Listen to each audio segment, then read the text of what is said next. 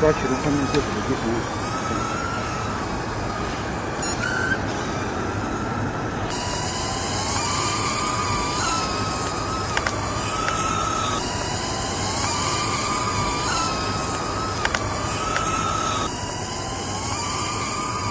好了，先到。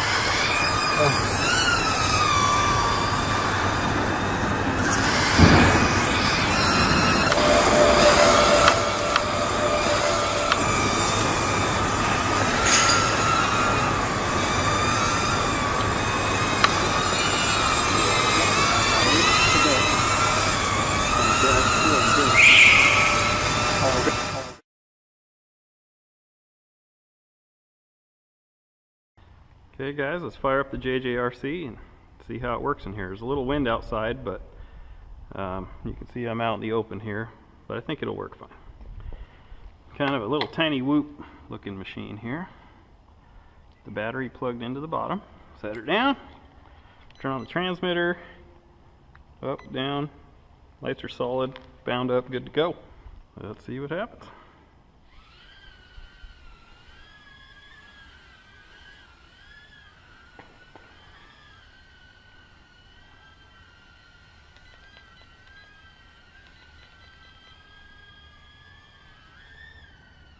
Oh, wow, she got lots of power. I'm doing a little trim in here. Look at that roll. That's great. It's handling the wind just fine. How awesome is that? Little wind, but it doesn't seem to care too much.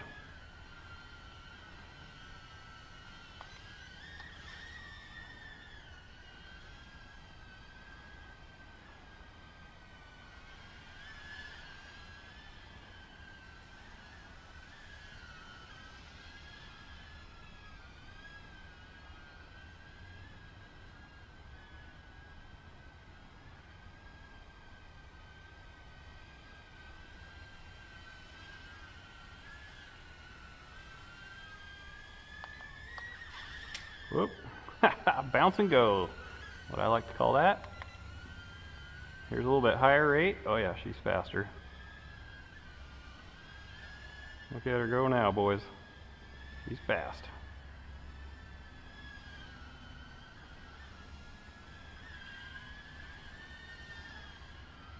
Let's fly it out the door, see how it does outside. Oh yeah, I'm doing fine.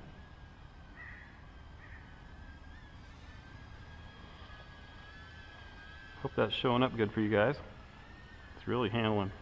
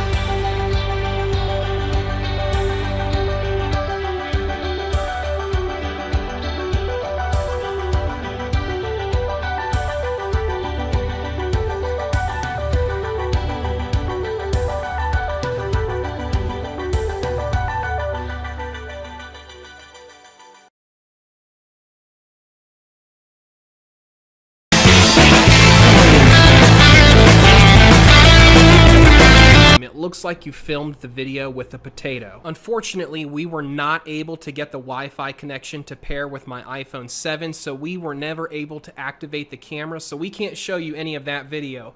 But based on the video that we've seen on other YouTube reviews, the camera is not great. It was more fun just to take this and spin it around and do flips and fly it outside. And let me tell you, the advanced mode, the high speed mode on this is high speed. It definitely provides enough speed and fun factor even for a veteran drone pilot. Between the altitude hold, the high speed mode, and the push button flips and rotations, I was thrilled and very entertained flying this drone.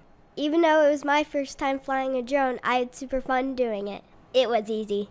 That's because you had a good teacher. Well, yeah, but remember when you crashed it? I don't know what you're talking about. Yeah, I got the video for you right here.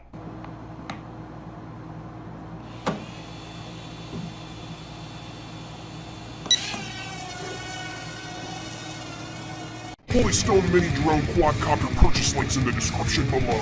Accessories sold separately.